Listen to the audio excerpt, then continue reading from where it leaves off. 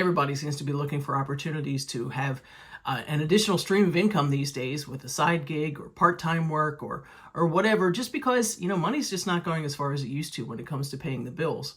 And people in their 50s and 60s are looking at retirement and wanting to just kind of make those savings as safe and secure as they can be moving into those years. And having a side gig is a great way to help to do that. But I often talk to people in this age range. I'm 55, I'm Diane, by the way, and I talk to a lot of people that have great ideas, but for some reason it just never happens. And why is that? The need is there, but it seems like the confidence to do it isn't. And I just want to be your friend in this video if you're in that boat, and just really encourage you to look at what the things are that's holding you back and just see what we can do to counter them and help us both get the confidence to be able to move into some new things that maybe we've been thinking about, but they're just not happening yet, and see what we can do to really bring about something really great as far as an opportunity, because you took the effort, you made the decision, and you made it happen. Hey, the world needs what we Gen Xers and Boomers need to offer, so let's get at it. So let's start with the most obvious one, the fear of failure. What else is going to be above that in what we're considering doing and then just putting the brakes on and not actually doing it?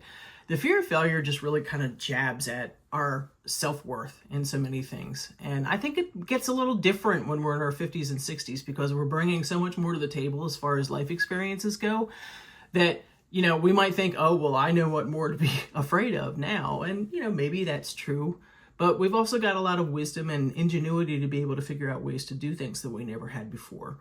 So that fear of failure can really just wrap us up and just give us all kinds of wrong thinking, and just determine that whatever idea we have to do is just going to be safer not to do it. So let's get at the real root of the problems there. Sometimes that fear of failure can be translated into, well, I should have been old enough to know better. Or maybe with the financial realm, it can also bring, I don't want to lose any money by doing this. And that one I think is valid, but we have to be careful and measured in our opinions and decisions with that, and then see what we can do to move forward. And honestly, I think the best thing that we can keep in mind to be able to take that step and take the next step is to start small and minimize risk. There are things that we can do to be able to move into something new that, crack that door open so that we can take a couple steps forward into it and try something, see how it goes. If it works, great. If it needs a little adjustment, make the adjustment. If it really does seem like a bad idea and it wasn't just like a one-off thing and you think, oh boy, this really was a dud, okay, drop it. But don't just have the expectation that it's not going to work. Push through that fear of failure to at least take that first step, minimize the risk, and see what can happen as you just start with a few small things with it. So here are a couple examples. If crafting or design or that kind of thing is your thing and you want to start an Etsy store, don't feel like you have to post 50 things to start out with because it gets more attention. Post a few things that you're going to feel comfortable with, learn how all of Etsy works, learn some of the marketing with it, but don't overwhelm yourself by having all of these things that you post as an availability from the get-go. Ease up to it and learn as you're going. If you want to offer consulting services, because as a business professional, you've learned all these things and you know that you have clients or people elsewhere in your environment that would want to pay for your expertise, don't offer 10 packages or don't have like wide open things that people can hire you for. Come up with one concise package of what your services are and market that and talk to people about that. And hopefully people are going to hire you for that, but they're also going to speak to what it is that they want from you that you can adjust and go to. Again, it's just taking one step and adjusting as you go rather than feeling like you have to be ready for everything as you start. And I'm always going to be talking to you about starting a YouTube channel, and this video is not going to be anything different than that. Don't get yourself all like, oh, I don't know enough about it technologically. I don't even know what I'm supposed to do, what I talk about. Come up with one topic, then come up with one video, and get a little tripod from Amazon. I'll link the one that I have below since a lot of people seem to want to ask, but it is not complicated. It's a simple little flexible tripod. And set your iPhone or your Samsung phone or whatever on that tripod and open up the video and just start talking to it like I am now. You will learn as you go. The first one is not going to be great. The The second one may not be great, but you're going to get better as you go, but you have to take that risk to push past that fear of failure. And I know that a lot of people are eBay and Poshmark resellers. I think there's a thrill in finding that great thing that you know that you can probably sell. So a lot of people just kind of get themselves in the realm where they just shop and shop and shop, but they don't actually do a lot of the taking the photos and the posting and so forth too. So if you're pursuing that, don't get yourself trapped with these huge, massive amounts of inventory, and then you're like, oh my gosh, I have to make my money back. Find 15, 20 great items and take a day and learn what you have to do the photographing and so forth to be able to post them, get them up online, and then see what comes from that without backing yourself into a corner of, oh my gosh, I've spent all this money on inventory, now what do I do? Don't do the things that put yourself out there way too far and then you feel might just say to that fear of failure, yeah, that was right. Take the small steps, take the small risks, and see what you can do to adjust as you go, so that huge failure isn't going to be an answer to that. But you can see what works, you can make those tiny just adjustments as you go, and see what you can do to keep building from that. I think that's really the key to dealing with that fear of failure. So here's the first cousin to fear of failure, and that's fear of having to go outside of our comfort zone. And let's just be honest, my friends, as we're getting into our 50s and 60s, comfort seems a little different now than what it did when we were in our 20s and 30s. And sometimes we place too high of a value on it. But having the opportunity to start something new that could be really great will probably mean that you have to break out of some of your routines and the comfort that they bring. And honestly, probably the comfort that they bring to other people in your life or other responsibilities that you have to make some shifts to accommodate the new things.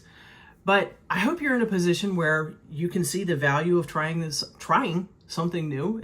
You're not guaranteeing anything with it, but we're trying, and we see what we learn along the way with it. And that hopefully the conversations with the people who be affected, that they can be on board to help. You're not turning your whole life upside down. You're trying one thing new, but it will make it seem a little uncomfortable for you and maybe for some others too. But comfort's overrated. What's it get us? More time to sit and watch Netflix or scroll through our phone isn't going to get us any farther in life. So I'm just going to say that hard thing to you and say, what is holding you back? Why is the comfort more important than what you'd want to try? And just like we said before, go into that small risk at a time, taking a few steps and see how it goes. And see what you can make up for that lack of comfort for in new great things. So don't be trapped by just thinking, I'm too tired, I don't have the time, I don't want to deal with that. And have that comfort zone be what just sort of like is that, protective swaddling around us that we don't need. Step up and just try that new thing, and don't let the comfort be the one thing that rules you. I hope you've had a chance to watch my other video on side hustles. I'll post a link to it right here if you haven't had that chance. We talk about a lot of great ideas. And what I love is seeing the comments that so many people left of the things that they're doing and things that I would have never thought of, or even just the things that we mentioned, and they talk about how they put them into practice and what they're doing and how, they've even overcome some struggles with disabilities or something along that line, and seeing really great results coming from it. I love reading those things. So, but as you can imagine, there was also a good share of people that are like, well, this would never work for me, or it's oversaturated, I can't do that, fill in the blank, all the things of why it's a bad idea. And I'm just going to say something I've seen in myself as I get a little older, that at 55, I can be really quick to dismiss an idea and not really give it the consideration that it deserves. Are you like that too? And I think that might come into play more as we're considering the things that we would want to do to be able to earn a little extra income on the side and create a change in what we're doing, creating our change in our routine, our comfort zones, all those sorts of things. And I think we have to just figure out that ideas are ideas at our starting points, and they're not always going to be the exact right thing. And so a lot of the people that talked about the successes that they had talked about what they did to sort of make it work for them. And I think that's always what we're going to have to do when we're presented with an idea, or we're presented with, here's an option of what you can consider, that you can't just say that is in its perfectly square box and you're just going to really do that exactly as it is. We all have things that we're bringing to it that are situations that we have to figure out how to make it work. And so I just want to encourage you, especially at our age, that we're not just like, oh no, toss it out the door. That we think about, okay, I could do that if I did this, or maybe if I, took this approach, that would probably work a little bit better for me. Or this is something that I know more about, and I could really put that to work in this. And not just toss that idea immediately, but instead put your mental energies to thinking, okay, I can make some accommodations, and that can be a good thing. So don't let that knee-jerk reaction be what rules us and say, no, absolutely not. Now, obviously, there's some people making comments about, what would be legal ramifications or financial ramifications. And I'm in no position to answer any of those questions because I'm not an attorney. I'm not a financial consultant. But if those are concerns that you have about what you want to start, that can be dealt with by making a brief 1-hour appointment with your attorney and or your financial advisor and asking those questions. So sitting and making assumptions about things that may not be true can also be things that steals opportunities from you too. So if that's a concern, sure, I understand. There are ways to get those questions answered, and then you'll know.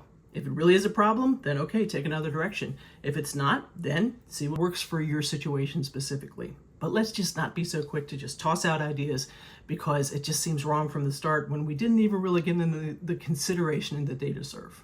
So has it been a couple years that you've been thinking, wow, I could probably start doing that and I could earn some extra money for that? Or have you been thinking about, yeah, I really think I could do a YouTube channel, but I just don't know enough yet. Let me just watch some more videos. Well, can I just be a friend and suggest that maybe you're considering that procrastination and an overt amount of research is actually moving you forward in this? I hope I didn't touch a nerve there, because I know that I've been guilty of that sometimes, where I think I'm really doing something that moves me forward when all I'm doing is just putting off the steps that I need to take because I think I just need to learn a little bit more. And it feels good to have that action of just, sort of like your legs going beneath the water, but you're not going anywhere. So I'll just put that out as a consideration. Do you know enough to at least start? I think in many situations we probably are, but we just need that little kick in the pants to move forward. So consider this your kick. If you really think that you're the point that, yeah, I could do it, well, then just take that first step. We can learn as we go. We obviously have to do that. We'll adjust and we see what works and what doesn't, and then we make those adjustments. And that's the most important part of the learning process. We'll never learn everything that we need to know before we get started. I don't know anything about YouTube analytics and all those sorts of things. And sometimes I feel like I'm just babbling on here about whatever, but I feel like I'm just trying to be real and authentic and honest with you about what I know and what I've gone through and what I think I can encourage you that hopefully you can see some real success from. But if you keep putting it off, it's never going to happen. So I just want to be that little friend to give you that kick and say, hey, stop all the research and just move forward on something and see how it goes and learn from there. Something great could really come from it. So I know that not everything's going to be easy. I know that some of the things we try are probably going to fall flat and not work. But I also know that there are things you can try that you might be surprised about. There are things that we can try that then sort of like push open some other doors to opportunities that we didn't know were there until we kind of moved ahead with that. I'm not going to be all sunshine and rainbows and say, oh, just give it a try and everything will be great, because we're all old enough to know that that's not true. But we're also old enough to know what we are likely to respond with if we're scared about it, and the things that we'll do to stall, and the things that we'll do to try and talk ourselves out of things. So I just want to, again, be your encourager and say, just give it a try. Just take some small steps. You have, very particular skills and abilities and experience that you're bringing to the table that not everyone has. You're different. Your approach can be different. What you offer can be different.